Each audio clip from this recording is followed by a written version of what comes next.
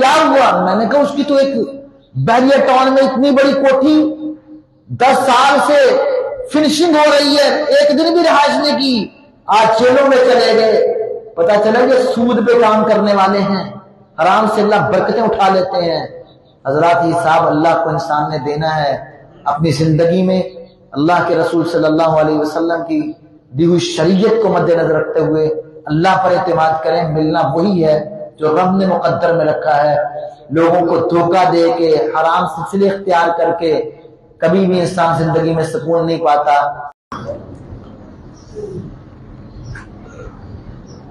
الحمد للہ حمدا کثیرا طیبا مبارکا فیہ مبارکا علیہ کما یحب ربنا ویرضا، والصلاة والسلام على نبینا وحبیبنا المجتبى، اما بعد فاعوذ باللہ السمیع العلیم من الشیطان الرجیم من حمده ونفخه ونفثه، بسم اللہ الرحمن الرحیم، یا ایھا الناس کلوا من طیبات ما رزقناکم۔ اللہ تعالیٰ نے حکم دیا کہ اے لوگوں زمین میں پاکیزہ اور حلال کھاؤ۔ حرام سے اللہ تعالیٰ نے روک دیا ہے، چاہے وہ سود کا معاملہ ہو یا دیگر معاملات، کوئی بھی چیز حرام چیزوں سے ہمیں منع کر دیا گیا ہے جس کے نتائج انتہائی خطرناک ہیں۔ رسول اللہ صلی اللہ علیہ وسلم نے فرمایا، صحیح بخاری کی حدیث ہے،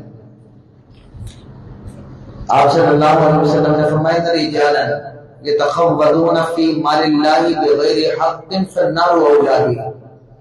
کچھ ایسے لوگ ہوں گے جو ناحق مال حاصل کریں گے تو ان کے لیے فالنار اولی بہ، جہنم کی آگ ان کے لیے لائق ہے۔ اور دوسری حدیث میں لفظ ہے، ایما لحم ودم نبتت من سخط فالنار اولی بہ۔ جو بھی گوشت کا ٹکڑا حرام پہ پڑتا ہے یا خون حرام پہ پلتا ہے، جہنم کی آگ ہی اس کے لائق ہے۔ حرام کھانا کھایا ہو تو اللہ عبادات قبول نہیں کرتے، دعائیں قبول نہیں ہوتی۔ لوگوں کے حرام مال کھائے ہوں تو کل قیامت کے دن نیکیاں دینی پڑیں گی، برباد ہو جائیں گے اعمال، خالی ہاتھ مفلس بن جائے گا انسان۔ اس لیے بہت اہم ضرورت ہے کہ انسان اپنے مالی معاملات پہ غور و فکر کر لے۔ جامع ترمذی کی حدیث ہے، رسول اللہ صلی اللہ علیہ وسلم نے فرمایا، لن تزول قدم عبد حتى يسأل عن اربع۔ 4 چیزوں کا جواب دیے بغیر انسان کے قدم اللہ کے سامنے سے ہل نہیں پائیں گے۔ 4 چیزوں کا جواب دینا پڑے گا، ان میں سے ایک کیا ہے؟ مال کے بارے میں، من این اخذ وفیما انفق، مال لیا کہاں سے ہے، اس کے ذرائع آمدنی کیا تھے، کمانے کا طریقہ کار کیا تھا، کہاں سے آیا، یہ سوال ہونا ہے۔ وفیما انفق، پھر خرچ کہاں کیا۔ تو آج کی اس نشست میں ہم پہلی جز جو اللہ نے ہم سے سوال کرنا ہے کہ کہاں سے مال لیا تھا، من این اخذ، لیا کہاں سے ہے، اس کے بارے میں ہم غور و فکر کرنے کی کوشش کریں گے۔ اللہ تعالی ہم سب کو حرام سے بچا کے رزق حلال کی توفیق عطا فرمائے۔ اب آگے سی وقار اس حوالے سے مختلف جہتوں سے غور و فکر کرنے کی ضرورت ہے۔ سب سے پہلی چیز جس کو ہمارے بچوں سے لے کے بڑوں تک اس بات کو خوب اچھی طرح جانتے ہیں کہ سود حرام ہے۔ اللہ تعالیٰ نے قرآن مجید میں یہ بات ارشاد فرمائی، احل اللہ البیع وحرم الربا، اللہ نے بیع کو حلال قرار دیا اور سود کو حرام قرار دے دیا ہے۔ اب سود کیا ہے؟ کون کون سی چیزیں سود میں آتی ہیں، کون کون سی چیزیں حرام کے اندر داخل ہوتی ہیں؟ آئیے ہم اس بات پہ غور و فکر کرتے ہیں۔ سب سے پہلی چیز، سود کے اندر کون سی چیزیں داخل ہوتی ہیں، اس کو سمجھنے کے لیے سیدنا فضالہ بن عبید رضی اللہ تعالیٰ عنہ صحابی رسول ہیں، ان کی اس کے متعلقہ بات کو سامنے رکھیں۔ انہوں نے کہا کل قرض، جر منفعۃ فہو ربا، ہر وہ ادھار جو تمہارے لیے کوئی نفع لے کے آئے وہ سود ہے۔ یہ کون تعریف کر رہے ہیں، کون بیان کر رہے ہیں؟ جنہوں نے بارگاہ رسالت سے خود تربیت حاصل کی ہے، جنہوں نے حلال و حرام کو بلا واسطہ اپنے پیغمبر سے سیکھا ہے۔ اور اس دور میں جب یہودیوں کا پھیلایا ہوا جال مدینے اور گرد و نواح کے اندر سودی معاملات سے بھرا پڑا تھا، فضالہ بن عبید رضی اللہ تعالی عنہ کہتے ہیں کل قرض جر منفعۃ فہو ربا، ہر وہ ادھار جو نفع لے کے آئے وہ سود ہوتا ہے۔ اس بات کو آپ میں سے ہر شخص اچھی طرح یاد کر لے کہ جس ادھار پہ کوئی نفع آئے گا وہ سود کے اندر شامل ہو جائے گا۔ آئیے اب اس پہ غور کرتے چلے جائیں۔ سب سے پہلے ہم عام بینکاری سلسلوں میں دیکھتے ہیں شراکتی کھاتے، نفع و نقصان کے کھاتے کیا ہوتا ہے؟ آپ بینک میں پیسے جمع کرواتے ہیں، اب آپ کو فکس ماہانہ سالانہ پیسے مل رہے ہیں، کس بنیاد پہ؟ کہ بینک اب آپ کا مقروض ہے، اب اس نے پیسے کہاں صرف کیے ہیں، کہاں لگاتا؟ وہ فیکٹریوں کو، ملوں کو، زمینداروں کو قرض پہ سود پہ قرضے دے رہا ہے، کچھ اپنے پاس رکھتا ہے، کچھ آپ کو دیتا ہے، اور نام شراکتی کھاتے ہیں کہ ہم مل جل کے سود کھا رہے ہیں۔ آپ کو اس ادھار پہ جو آپ کو نفع ملے گا وہ سود کے اندر شامل ہو جائے۔ پھر بینک سے کارڈ لیے جاتے ہیں، کارڈ کے اندر کریڈٹ کارڈ ہے جس کے اندر اگر آپ یہ معاہدہ کر لیتے ہیں کہ جناب میں اگر اپنے وقت کی مدت میں یہ ادا کر دوں گا تو کوئی اضافی چارجز نہیں، لیکن اگر وقت کے بعد ادا کروں گا تو اضافی چارجز دوں گا۔ یہ بھی غلط ہے، اگر آپ وقت کے اندر ہی ادا کر دیں تب بھی غلط ہے، کیونکہ آپ نے معاہدہ سود کا کر لیا ہے کہ اگر میں لیٹ کروں گا تو میں تمہیں پیسے زائد دوں گا، اگرچہ آپ وقت کے اندر ہی پیسے دے دیں لیکن آپ کا بنیادی معاہدہ ہی غلط ہو جاتا ہے۔ لہذا کریڈٹ کارڈ کا استعمال انسان کو سود کی طرف لے جاتا ہے۔ ہمارے بینکوں میں انشورنس کا سلسلہ بہت عام ہے۔ آج کل تو کیفیت یہ ہے کہ آپ نے سفر کرنا ہے، آپ کی ٹکٹ پہ انشورنس ہے، آپ نے کوئی چیز لینی ہے، کسی فیکٹری میں ملازمت کرنی ہے، کسی سرکاری اداروں میں ملازمت کرنی ہے، انشورنس کروا دی جاتی ہے، نہیں جانتے کہ یہ انشورنس ہمارے لیے کیا ہے۔ وہی کل قرض جر منفعۃ فہو ربا کے اندر آتا ہے کہ نہیں آتا؟ انشورنس کیا ہوتا ہے؟ اسٹیٹ لائف ہو یا دیگر کوئی کمپنیاں ہوں جو انشورنس کرتی ہے، جناب آپ اپنی ذات کی انشورنس کروائیں، اپنی دکان کی کروائیں، اپنی گاڑی کی کروائیں، اپنے بچوں کی کروائیں، ان کی شادیوں کی کروائیں، کس کس چیز کی کروائیں گے؟ کیا ہوگا؟ آپ 10 لاکھ کی 20 لاکھ کی انشورنس کرواتے ہیں، آپ نے آج گاڑی لی ہے، 10 دن کے بعد ابھی آپ نے پہلی قسط جمع کروائی 50,000 کی، 20 لاکھ کی آپ نے انشورنس کروا رکھی ہے، ابھی 50,000 دیا تھا، گاڑی کا 10 لاکھ کا نقصان ہو گیا، کمپنی آپ کو 10 لاکھ کس کے عوض میں دے گی؟ آپ نے تو ابھی 50,000 جمع کروایا ہے، 10 لاکھ کس کا معاوضہ آپ کو ملنا ہے؟ پھر آپ نے اگر کچھ نقصان نہیں ہوتا 20 کا 20 لاکھ جمع کروا دیا کمپنی کو، کمپنی کیا کہتی ہے کہ جناب 20 لاکھ تو آپ نے جمع کروایا ہے، ہم آپ کو اس کے بدلے میں آپ کو 2 لاکھ 4 لاکھ 10 لاکھ جو اس نے طے کیا ہو اس پر اضافی رقم واپس کرتی ہے۔ کس بنیاد پہ؟ کیا آپ نے کاروبار کیا ہے، مزدوری کی ہے، کوئی شراکت داری کی تھی، کوئی مزاربت کی تھی؟ اسلام کے اندر نفع حاصل کرنے کے کیا ذرائع ہیں کہ آپ خود مزدوری کریں آپ کو اجرت ملے، آپ کاروبار کریں آپ کو نفع ملے، آپ نے نہ کاروبار کیا نہ آپ نے کوئی مزدوری کی، کس بنیاد پہ مل رہا ہے؟ صرف اس بنیاد پہ کہ آپ نے 2 سال 4 سال 10 سال پیسے کمپنی کو دیتے رہے، وہ آپ کا قرض جمع ہوتا رہا، اس کے عوض میں آپ کو جو چیز کمپنی واپس کر رہی ہے زائد، وہ کس چیز کی بنیاد ہے؟ یہ سود ہیں جو انشورنس کے نام پہ ہمارے معاشرے میں آج ہر چیز میں اس کو داخل کر دیا گیا ہے۔ اسی طرح لوگوں کے سرکاری کھاتوں میں جی پی فنڈز ہوتے ہیں. جی پی فنڈ کیا ہوتا ہے کہ آپ کی تنخواہ سے کٹوتیاں ہوتی ہیں، پھر گورنمنٹ ادارہ کہتے ہیں ہم ان کو گورنمنٹ پرافٹ فنڈ کے نام پر ہم ان کو زائد دیں گے. کس لیے؟ جمع تو 60,000 ہوا تھا، مل 80,000 رہا ہے. جمع 2 لاکھ ہوا تھا، مل 2.5 لاکھ رہا ہے. کس لیے زائد مل رہے ہیں؟ کہتے جی گورنمنٹ کاروبار کرتی ہے. کیا کاروبار؟ کاروبار تو نفع نقصان کی بنیاد پر ہوتا ہے. یہاں پر صرف فکس نفع ہی ہے. جہاں پہ فکس نفع طے ہو جائیں وہ چیز سود کے زمرے میں آ جاتی ہے. وہاں نفع نقصان کے مزاربت کے کھاتے نہیں رہتے. لہذا یہ سلسلے بینک کے ساتھ متعلقہ جتنے بھی سلسلے ہوں گے آپ کو سود کی طرف لے جائیں گے. آج ہمارے معاشرے میں یہ سلسلہ عام ہے کہ ان کھاتوں کے اندر لوگ ملوث ہیں اور یہ سلسلے چل رہے ہیں. حضرات آج ہمارے معاشرے میں ایک بڑھتی ہوئی جو بات ہے وہ اسلامی بینکاری ہے کہ جناب یہ عام بینک تو سود کا سلسلہ کرتے تھے، ہم نے اسلامی بینکاری آپ کو دی ہے. میزان بینک ہے، فیصل اسلامی بینک ہے، پھر ہر بینک نے اپنے ایک اسلامک کاؤنٹر لگا دیا کہ یہ میرا کھاتا تو سودی ہے سری، لیکن یہ میں اسلامی لیبل لگا کے بینک کا نظام قائم کر رہا ہوں. وہاں پر اپنے اسلامی کاؤنٹر لگا دیا ہے. الفلاح بینک نے، دیگر بینکوں نے کہ جناب یہاں پر اسلامی بینکاری کی سہولت بھی موجود ہے.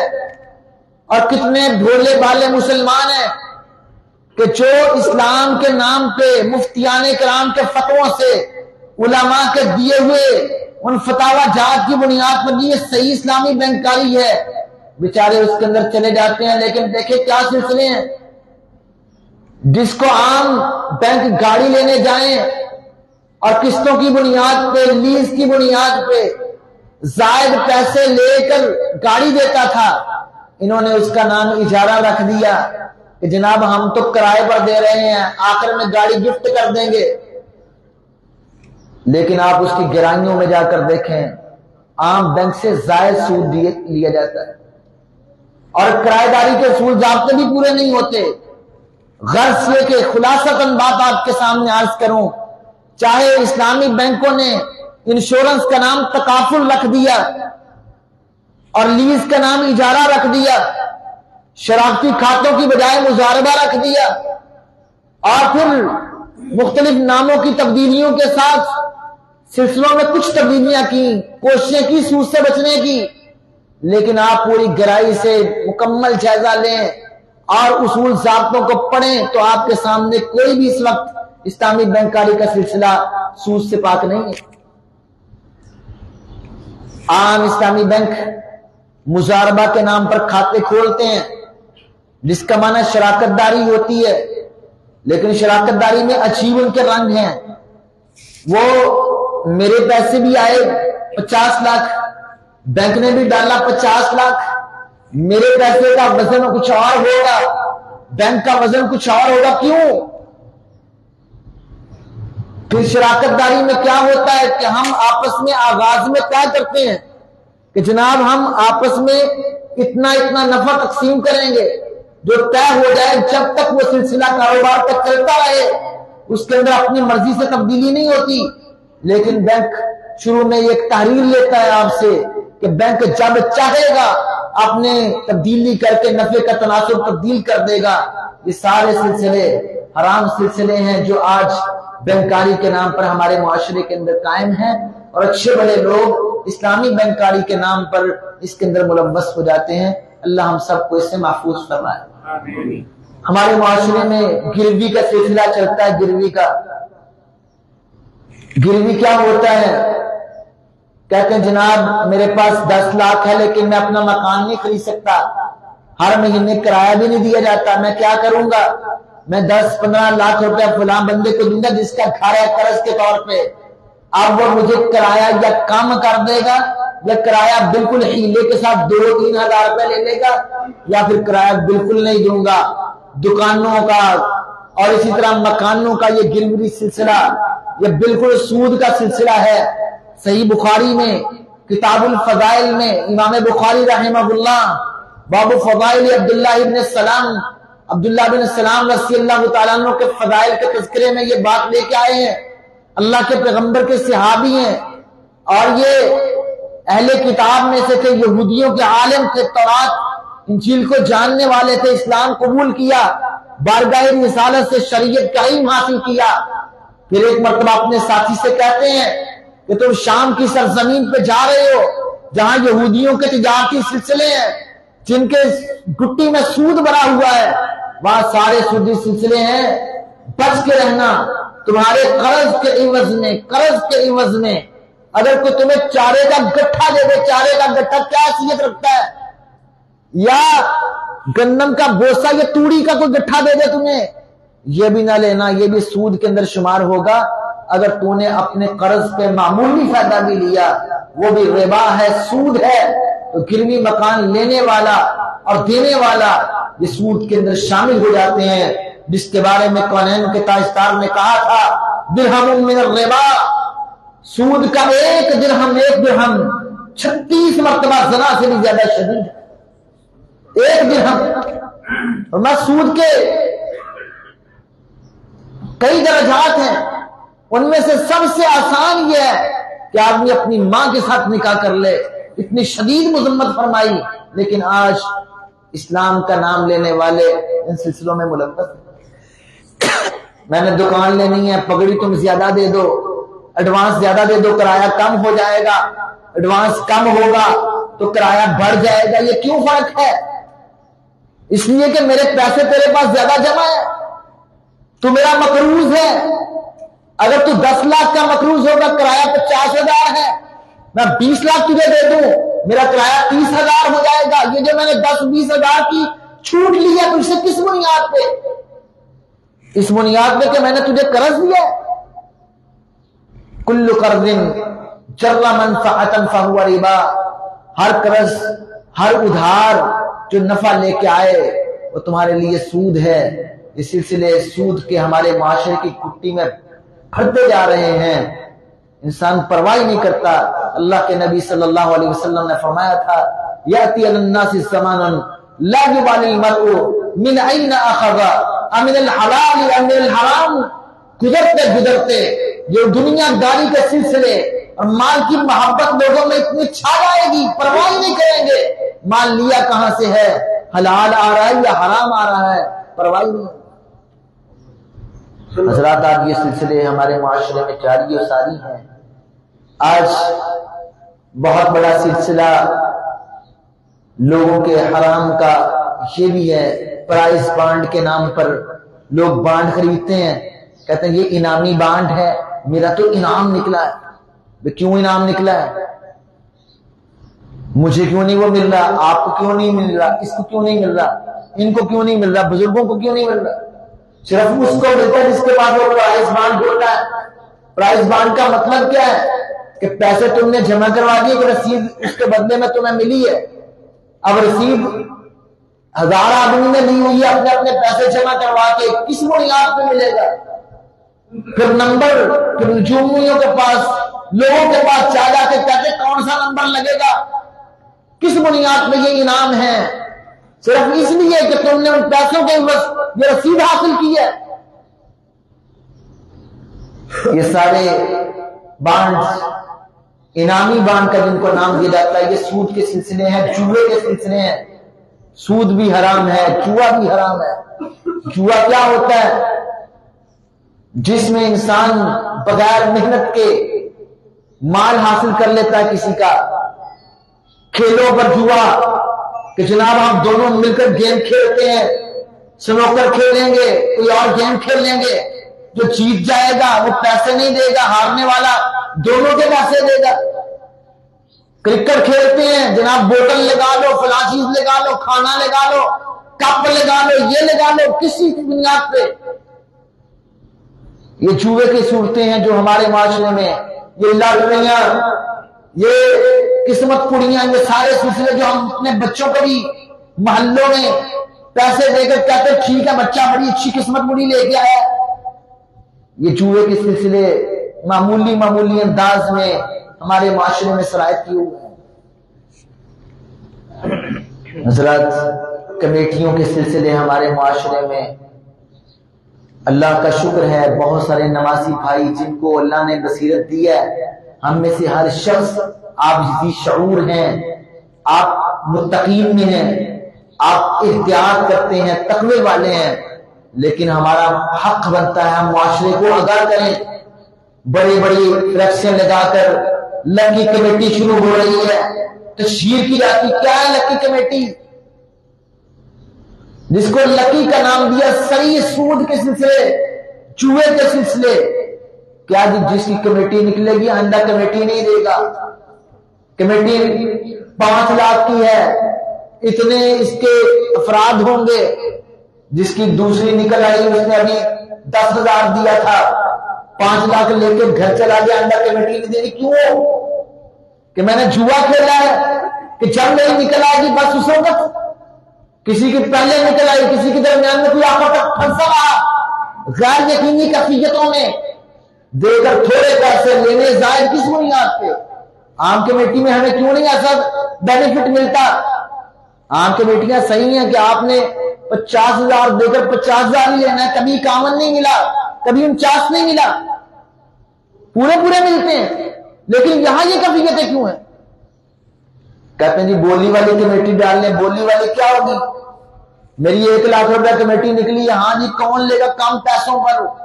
ایک کہتا میں 70,000 میں اٹھاتا ہوں، کہتا ہوں میں 80 میں لیتا ہوں، کہتا ہوں میں 60 میں لے لیتا ہوں، دوں گا میں 1,00,000 لے رہا ہوں میں 60. کیوں؟ یہ ساری بولی والی کمیٹیاں یہ سود کے سلسلے ہیں. جس نے اپنی دے کر 60 لینا لاکھ ہے، وہ 60,000 کے عوض میں آج دے کر آخر میں اس کے حصے کی کمیٹی 1,00,000 کی لے گا. کیوں؟ زائد کیوں لے گا؟ کس بنیاد پہ لے گا؟ اس لیے کہ اس نے آج 60 کی 100 کے بدلے میں سودا کیا ہے. تو پیسے کا اس طرح تقابل کرنسی کا زائد اللہ کے پیغمبر صلی اللہ علیہ وسلم نے فرمایا تھا فمن زاد او ازداد فقد اربا. کرنسی کی آپس میں تبادلہ جس نے زائد دیا یا لیا اس نے سود کھایا. یہ اللہ کے پیغمبر کی حدیث ہے. یہ سارے کمیٹیوں کے سلسلے، بولی والی لکی کمیٹی، یہ سود کے سلسلے ہیں. حضرات ہمارے ہاں آج کل آن لائن ٹریڈنگ بہت زیادہ ہے، جس میں بھی کئی سلسلے ہیں. ہمارے ہاں گھر بیٹھے راتوں رات امیر ہونے کا شوق نوجوانوں میں بہت زیادہ ہے. بیٹھتا جناب میں کیا ہوں، میں نے اپنا اکاؤنٹ کھول لیا ہے، ڈالر اوپر نیچے جا رہا ہے، میں گھر بیٹھے یہاں پر ہی کہتا ہوں اچھا میں ابھی خریدتا ہوں اور میں آپ کو بعد میں اکاؤنٹ میں پیسے یا میرا اکاؤنٹ کھلا ہے. ایک تو یہ سلسلہ ہے کہ میں بالکل صریح واقعی میرے پاس روپیہ ہے، میں اس کے بدلے میں ڈالر خرید لوں، رکھ لوں، جب مہنگا ہوگا میں اسی وقت بیچوں، نقد و نقد برابر اس دن کے ریٹ کے ساتھ بھی جائز ہے. رسول اللہ صلی اللہ علیہ وسلم نے فرمایا درہم کا درہم کے بدلے میں تبادلہ، سونے کا سونے کے بدلے میں تبادلہ، درہم کا سونے کے بدلے میں، یعنی کرنسیاں مختلف ہو پھر بھی تبادلہ. بسعر یومہا، اس دن کے ریٹ کے مطابق، یدم بیدن، ہاتھوں ہاتھ نقد و نقد لینا یہ جائز ہے، اس میں کوئی حرج کی بات نہیں. لیکن سودا تو میں اب کر رہا ہوں بیٹھے بیٹھے کہ جناب میرا بک کر دیں، میرا بیچ دیں، میں اس کو دیا کچھ نہیں، لیا کچھ نہیں، تبادلہ بھی کیا نہیں، صرف بٹنوں کی کھیل پہ سودے کر رہا ہوں اور کما رہا ہوں درمیان سے. یاد رکھیے یہ ادھار ایک طرف سے بھی ہو جائے یا دونوں طرف سے ہو، یہ سود کا سلسلہ اللہ کے پیغمبر صلی اللہ علیہ وسلم نے اس کو صریح سود قرار دیا. سونے کی بہت سارے لوگ سنیارے، سامنے سکرین چل رہی ہے، ریٹ اوپر جا رہا ہے نیچے آ رہا ہے، اور جہاں لیبارٹریز ہوتی ہے سونے کی رابطے ہوتے ہیں کہ جناب میرا 5 تولے بک کر دیں، میرا 10 تولے بک کر دیں. کس بنیاد پہ؟ یہ ادھار کی بحث میں درست نہیں ہے، نقد و نقد ہے، اس دن کے ریٹ کے مطابق ہے، ہاتھوں ہاتھ ہے. اگر ادھار ہو گیا کسی کا بھی اس کو سود کا سلسلہ ہوگا. لوگ پرواہ نہیں کرتے، جو میرے پیغمبر نے کہا تھا لا یبالی المرء، آدمی پرواہ نہیں کرے گا من این اخذ، آیا کہاں سے، لے کہاں سے. حضرات ہم اپنے معاشرے کے اندر دیکھتے ہیں آن لائن ٹریڈنگ میں ملٹی میڈیا ملٹی لیول کمپنیاں جو کام کر رہی ہیں، بہت سارے سلسلے غلط سلسلے ہیں. ہم یہ نہیں کہتے کہ آپ آن لائن کام نہ کریں. آج مارکیٹ کا بہت بڑا حصہ آن لائن چلا گیا ہے کہ آپ آرڈر پہ چیزیں لیتے ہیں دیتے ہیں، لیکن اس میں دو چیزوں کا خیال رکھا جائے. واقعی آپ چیز کے مالک ہوں، آپ کی ملکیت میں ہے، آپ اپنا اشتہار لگائیں کہ میرے پاس یہ چیز ہے، گاہک آتا ہے وہ آپ کو پیسے بھیجے، آپ اس کو چیز بھیج دیں، کوئی حرج کی بات نہیں. لیکن چیز حقیقت ہو، دھوکہ نہ ہو، ملکیت آپ کی ہو اور اس کا انتقال یعنی منتقل ہو جائے، وہ آدمی اپنے قبضے میں لیے بغیر آگے فروخت نہ کرے، یہ صحیح ہے. لیکن اگر تجارت شریعت کے اصولوں سے ہٹ کر ہوگی تو آرام سے سلسلے ہو جائیں گے. یہاں پر چائنا سے لوگ کپڑا خریدتے ہیں، آن لائن اس کو لگاتے ہیں، ابھی پاکستان میں پہنچتے پہنچتے دکانوں پر پہنچتے پہنچتے 5-5-10 مرتبہ فروخت ہو جاتا ہے ہاتھوں ہاتھ. کوئی کسی کے پاس قبضہ نہیں آتا، ملکیت منتقل نہیں ہوتی. ابھی میں نے بس سودا کیا، مال پہنچا نہیں، آگے بیچا، اس کے پاس مال پہنچا نہیں، اس نے آگے بیچا، اس کے پاس نہیں پہنچا، اس نے آگے بیچ دیا. چائنا سے آنے والی چیزیں، کپڑے، کھلونے، سامان کتنی مرتبہ مارکیٹ میں پہنچنے سے پہلے ہی بغیر قبضے پہ فروخت ہوتا ہے. صحابہ کہتے ہیں اللہ کے نبی صلی اللہ علیہ وسلم کے دور میں ہم دیکھتے تھے کہ مدینے کی منڈی میں اللہ کے پیغمبر صلی اللہ علیہ وسلم صحابہ کی ڈیوٹیاں لگاتے تھے کہ جاؤ منڈی کے اندر جب کوئی سودا کرتا اس کو کہتے کہ جب تک اس کو منتقل نہ کر لے تجھے منڈی میں آگے بیچنے کی اجازت نہیں ہے. عبداللہ ابن عمر رضی اللہ عنہ وہ راوی ہیں اس بات کے کہ اللہ کے پیغمبر نے ڈیوٹیاں لگا رکھی تھی کہ مارکیٹ کے اندر غلط سلسلے نہ ہو، قبضے سے پہلے فروخت نہ ہو. اور یہاں پہ آن لائن میں کیا ہوتا ہے، چیز ابھی میرے قبضے میں نہیں آئی، میں آگے سے آگے فروخت کرتا ہوں، میں نے ایک سٹور پہ اپنا تعلق قائم کر لیا، چیز میری ملکیت نہیں، لوگوں کو شو کروا رہا ہوں کہ یہ میری ملکیت ہے. پھر کتنی مرتبہ ایسا ہوتا ہے آپ ایمیزون سے چیزیں خریدتے ہیں، آپ دراز سے چیزیں خریدتے ہیں، سکرین پہ کچھ اور نظر آتا ہے، گھر چیز آتی ہے کیفیت اور ہوتی ہے، کوئی والی وارث نہیں ہوتا. ہاں اس میں کیا ہونا چاہیے، اس میں اختیار رؤیت ہونا چاہیے کہ اگر چیز تمہارے پاس آئے گی دیکھنے کے بعد تمہیں واپس کرنے کا پورا اختیار حاصل ہے تو پھر ٹھیک ہے. حضرات اس چیز میں بڑی احتیاط کی ضرورت ہے. ہمارے ہاں مجہول چیزوں کی بیع بہت زیادہ ہوتی ہے، دھوکے ہوتے ہیں، مجہول چیزیں. رسول اللہ صلی اللہ علیہ وسلم نے مجہول چیزوں کی جس کے بارے میں عطا پتہ نہ ہو اس کو بیچنے سے منع کیا. آپ دیکھ لیں آج کل ہاؤسنگ سکیموں کے کتنے سلسلے ایسے ہیں. آپ فائلز بکتی ہیں، فائل میں کیا ہے، DHA کی فائل میں نے خرید لی ہے، میں نے بحریہ کی فائل خرید لی ہے، میں نے فلاں بڑی سوسائٹی کی فائل خرید لی ہے. کیا بھی خریدا کیا ہے آپ نے، میں نے بکنگ کروا دی ہے. کیا بک کروایا، میں نے پلاٹ بک کروایا، کون سا ہے، کس ایریے میں ہے، پلاٹ نمبر کیا ہے، جگہ متعین کہاں ہے. جی ابھی تو کوئی پتہ نہیں ہے، ابھی سال کے بعد وہ اس کی جگہ کی کٹنگ کریں گے، پھر قرآن اندازی ہوگی، قرآن اندازی کے پاس بعد میرا پلاٹ وہاں نکلتا ہے، یہاں نکلتا ہے، کارنر پہ آتا ہے، غیر کارنر پہ آتا ہے، کس گلی میں آتا ہے، کس بازار میں آتا ہے، فیسنگ پارک آتا ہے یا نہیں آتا، کیا ہے کیا نہیں، کوئی پتہ نہیں ہے. یہ مجہول سلسلے، اور ہم لیتے جا رہے ہیں، دیتے جا رہے ہیں، پھر چیز میرے ابھی قبضے میں آئی نہیں، پلاٹ نمبر لائٹ نہیں ہوا، پہلے فائل پہ فائل بکتی چلی جاتی ہے آگے. یہ کیا سلسلے ہیں؟ یہ آج ہمارے مسلمان بھائی کاروبار کے یہ سلسلے لوگوں کو نت نئے انداز میں دے کر کہتے جی ہم تو بہت مارکا مار رہے ہیں. یہ سارے دھوکے کے غلط سلسلے اور کاروبار کے غیر شرعی سلسلے ہیں. جو بھی تجارت کا غیر شرعی سلسلہ ہوگا وہ حرام کے اندر داخل ہو جائے گا. آج کتنے لوگ ہیں وہ میڈیا کے ذریعے اپنے چینل سے بنا کے اس پہ ارننگ لیتے ہیں اور یہ شوق بڑھتا جا رہا ہے. خواتین پرواہ نہیں کرتی, اپنی کوکنگ کے چینل بنائے ہوئے ہیں, لوگوں نے اسلامی چینل بنائے ہوئے ہیں, پھر اس پہ آنے والی ایڈز جو ہیں اس پہ آپ کا اختیار, اگر آپ اپنی مرضی کے ایڈ لگواتے ہیں اپنی اتنی نہیں آتی. حتیٰ کہ یہاں تک سلسلے ہیں قرآن کھولیں, قرآن آنکھوں کی تصویریں اور ایسی ایسی چیزیں کہ انسان آنکھیں بند کر کے رہ جاتا ہے.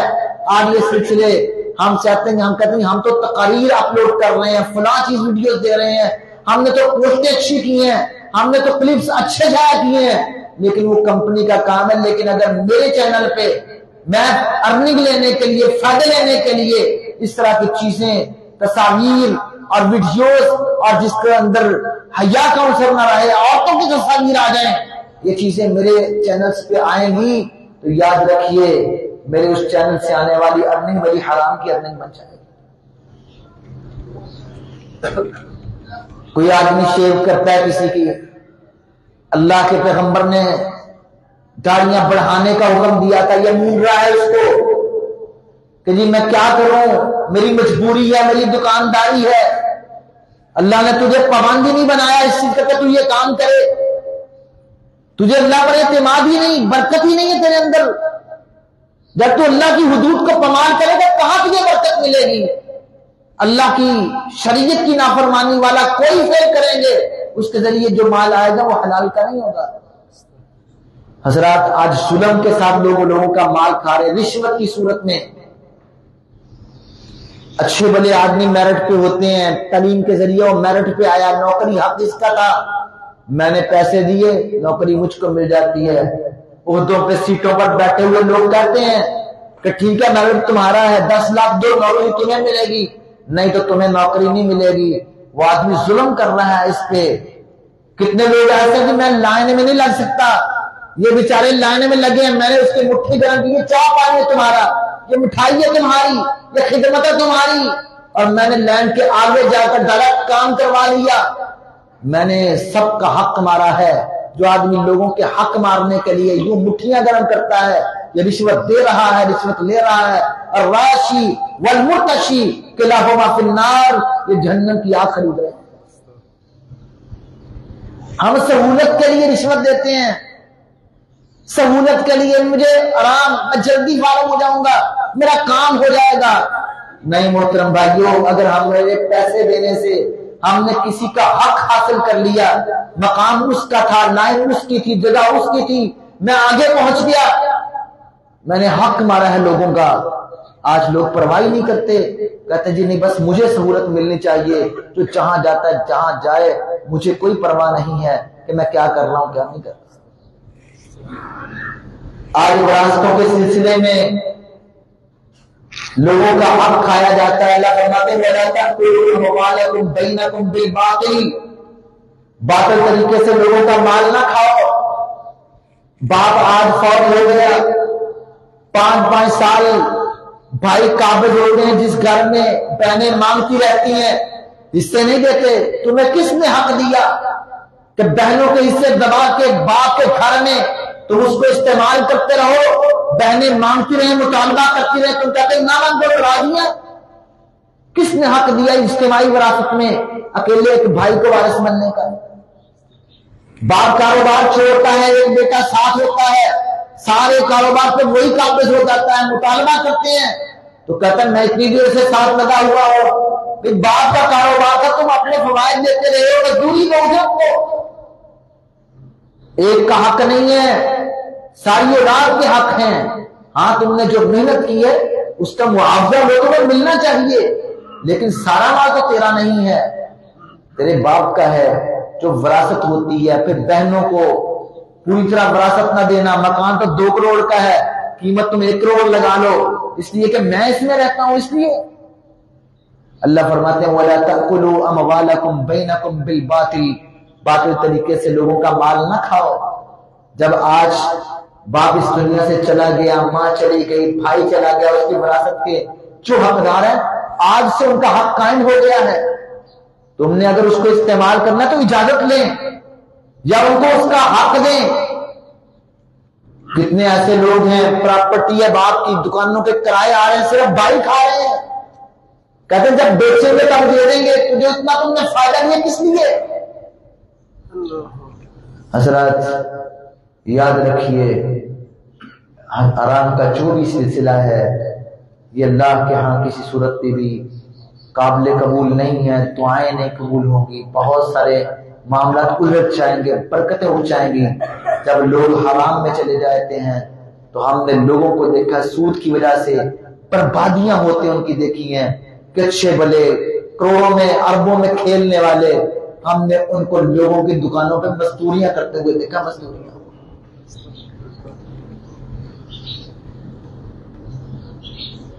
کتنی بڑی بڑی فیکٹریاں، ان کے مالک آج جیلوں میں دیکھے ہیں۔ مجھے رمضان میں ایک آدمی تذکرہ کر رہا تھا، ایک بہت بڑا سلسلہ ہے ٹائلز کمپنی کا، اور اس کا مالک جیل میں 1 مہینے سے۔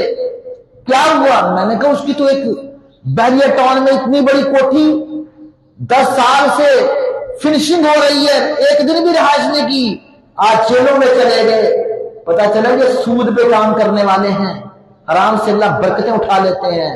حضرات یہ حساب اللہ کو انسان نے دینا ہے اپنی زندگی میں۔ اللہ کے رسول صلی اللہ علیہ وسلم کی دی ہوئی شریعت کو مد نظر رکھتے ہوئے اللہ پر اعتماد کریں، ملنا وہی ہے جو رب نے مقدر میں رکھا ہے۔ لوگوں کو دھوکہ دے کے حرام سلسلے اختیار کر کے کبھی بھی انسان زندگی میں سکون نہیں پاتا۔ اس لیے ہر لمحے پر سوچیں، سود کا سلسلہ نہ ہو، ظلم کا سلسلہ نہ ہو، دھوکے کا سلسلہ نہ ہو، کسی کو غلط سودے نہ دیں، عیب نہ چھپائیں، غیر شرعی تجارتیں نہ ہو، کاروبار نہ ہو، اور نہ حق چیز کسی کا مال نہ کھائیں۔ اگر ہم کوئی بھی سلسلہ اختیار کریں گے تو اللہ کی بارگاہ میں جواب دہی ہے۔